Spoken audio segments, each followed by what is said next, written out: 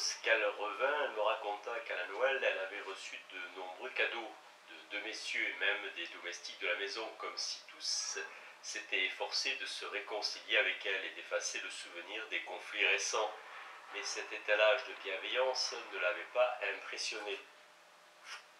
Quand je revins une autre fois, à l'odeur de brûlé, elle me dit que cette dernière avait tout à fait disparu, mais qu'une autre odeur semblable la tourmentait, l'odeur de la fumée de cigare. Cette odeur devait exister auparavant, mais avait été dissimulée par celle de l'entrevêt brûlé. Maintenant, elle apparaissait à l'état pur. Je n'étais pas très satisfait du résultat de mon traitement. Il s'était produit ce qui se produit toujours quand on ne fait usage que d'une thérapeutique appliquée aux seuls symptômes. J'avais remplacé un symptôme par un autre. Je m'efforçais alors d'éliminer par l'analyse ce nouveau symbole de souvenir. Mais cette fois, Miss Lucy ignorait d'où émanait cette sensation subjective de l'odorat et dans quelle importante circonstance celle-ci avait été objective. On fume tous les jours chez nous, déclara-t-elle. Je ne sais vraiment pas si l'odeur que je sens représente un incident important.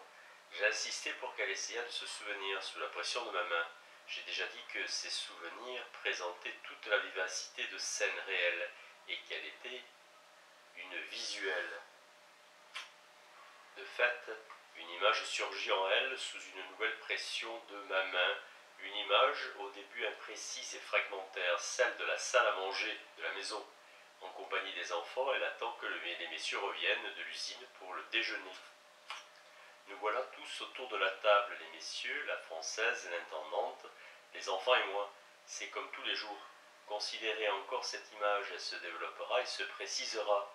Oui, il y a eu un invité, le comptable chef, un vieux monsieur qui aime les enfants, comme s'ils étaient ses propres neveux, mais rien d'extraordinaire là-dedans, car il vient très souvent déjeuner. Persévérez, regardez cette image, quelque chose va sûrement se passer. Rien, nous quittons la table, les enfants doivent dire au revoir comme tous les jours, et monter avec nous au second étage. Et ensuite, c'est vrai, un incident se produit. Je reconnais maintenant cette scène au moment où les enfants lui disent au revoir. Le chef comptable veut les embrasser.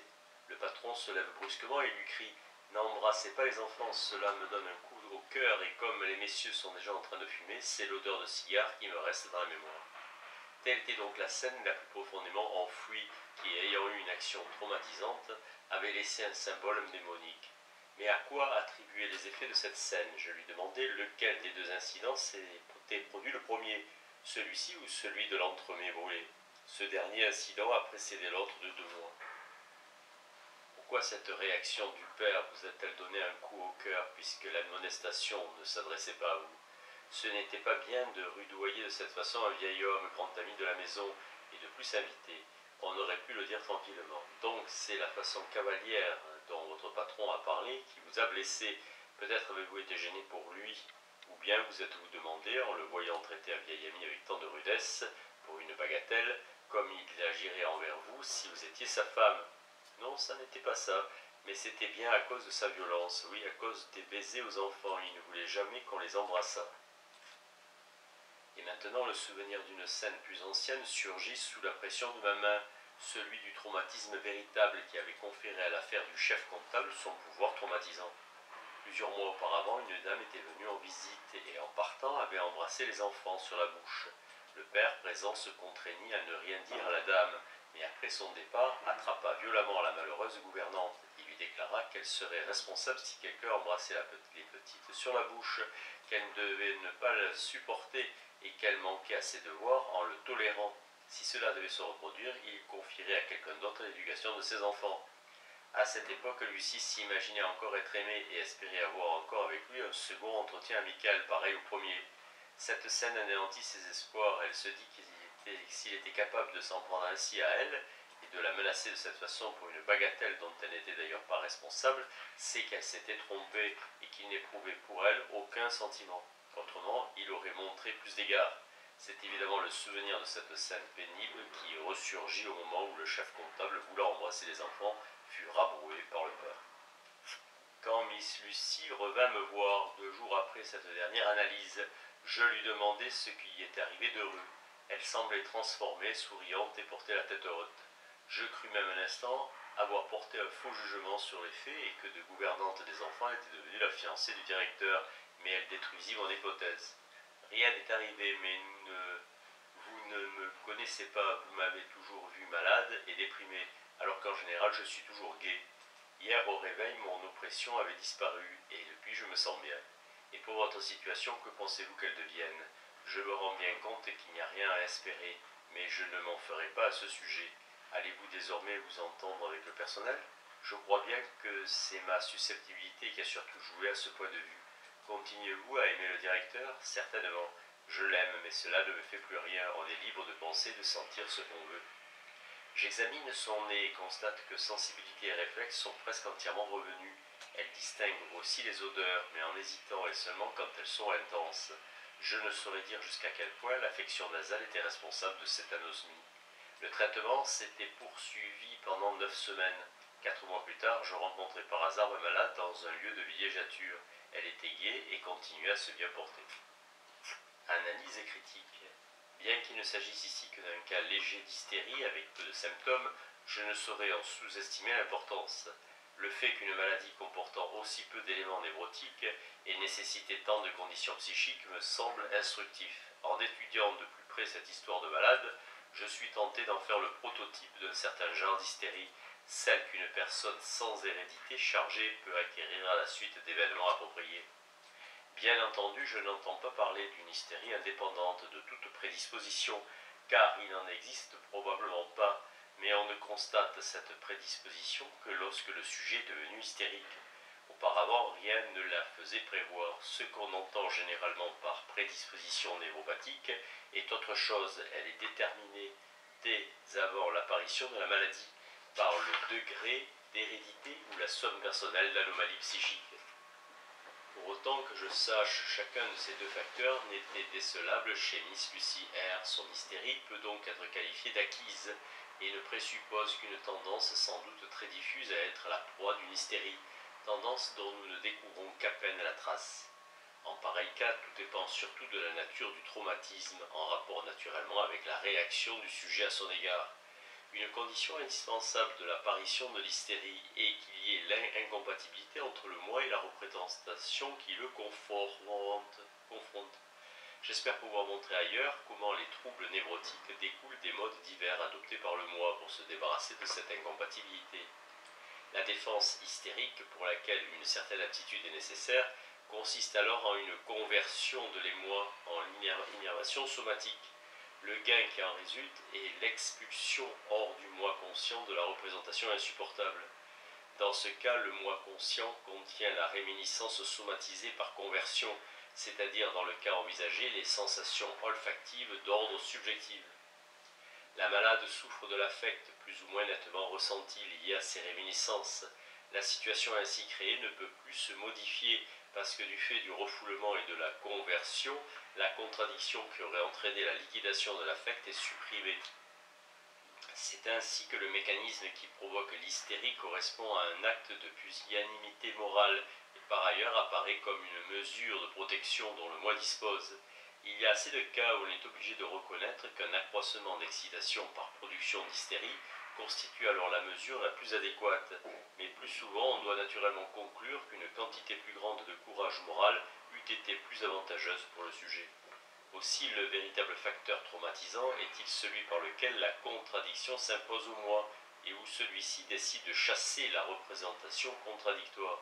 Par ce rejet, la représentation n'est point anéantie, mais seulement repoussée dans l'inconscient. Lorsque ce processus apparaît pour la première fois, il donne lieu à la production d'un noyau ou d'un point central de cristallisation où se forme un groupe psychique séparé du moi et autour duquel tout ce que dépendait de l'idée contradictoire va se concentrer.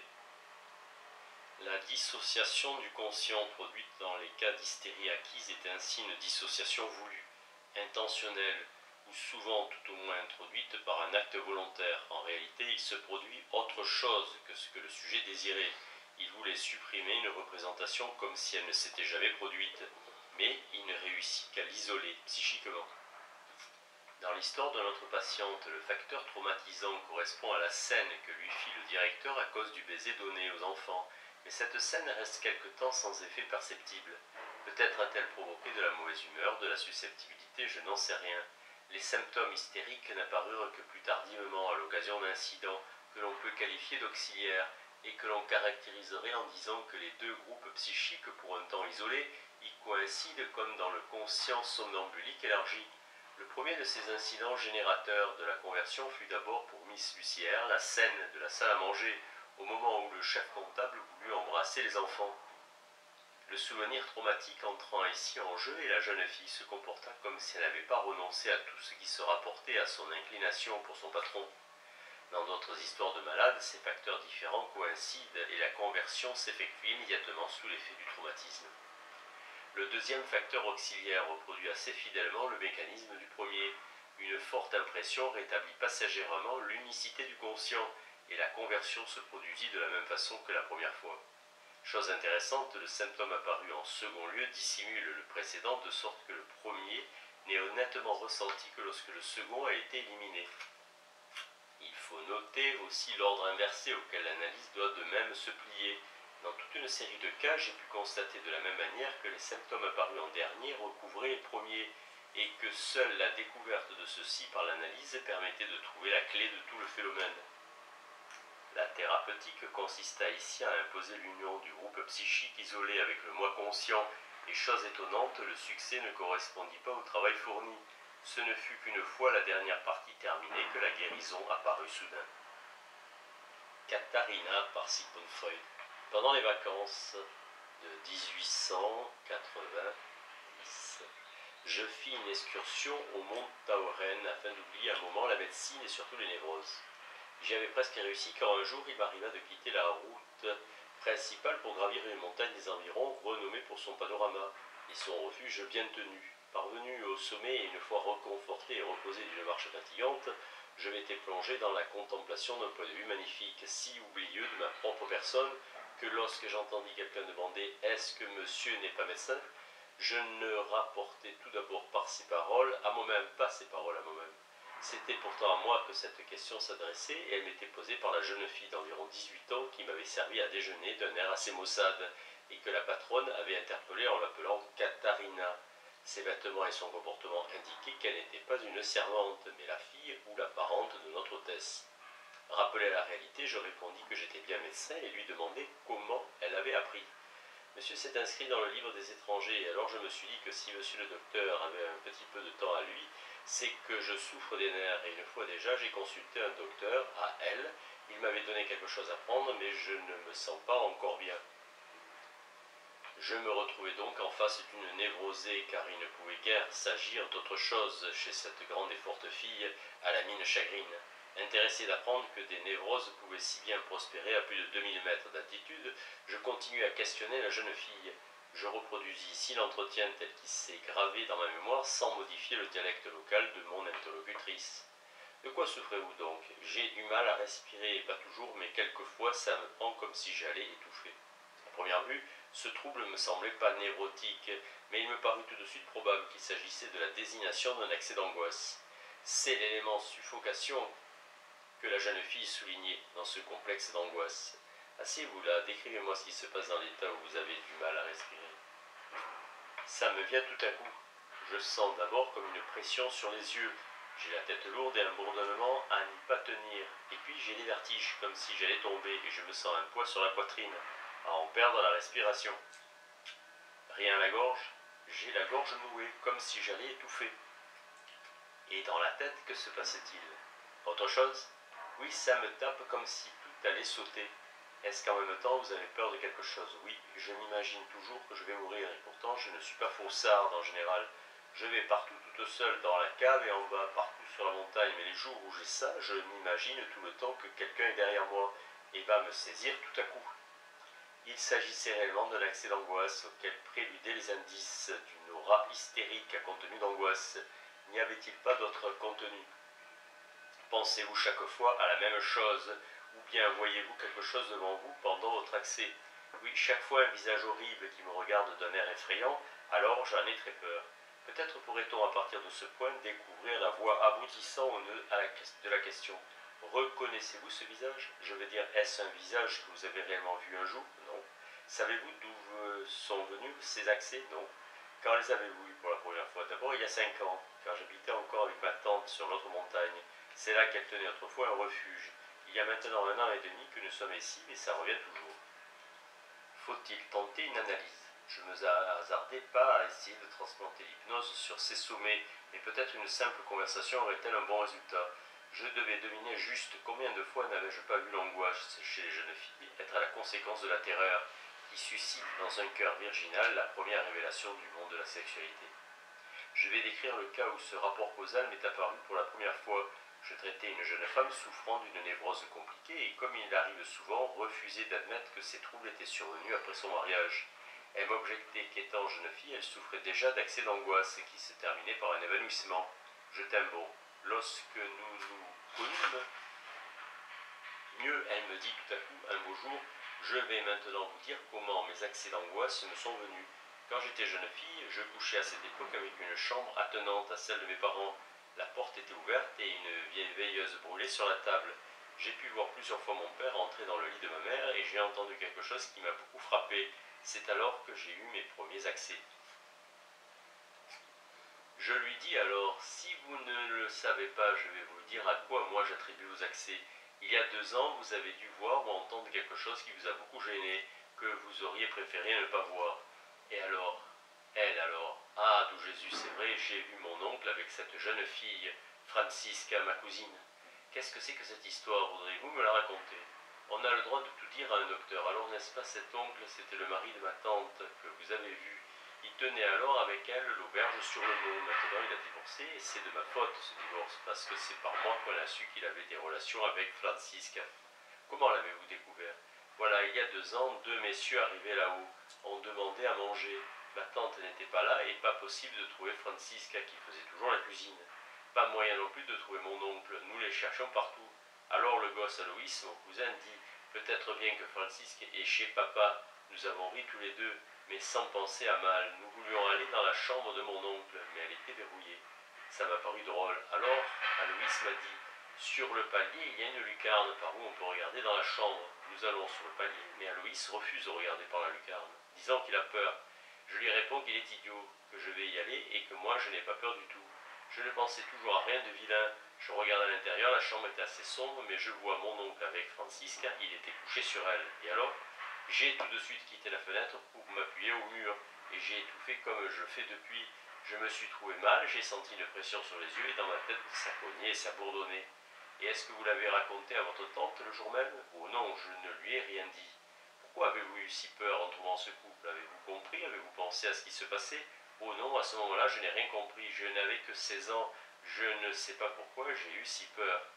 Fräulein Katharina, ce serait bien utile si vous pouviez vous rappeler ce qui s'est alors passé en vous. Comment vous avez eu votre premier accès? Oui, si je pouvais, mais j'ai eu un tel choc que j'ai tout oublié. Dans le langage de notre communication préliminaire, tout ceci signifie que l'affect crée lui-même l'état hypnoïde, dont les productions restent ensuite en dehors de toute association avec le moi conscient.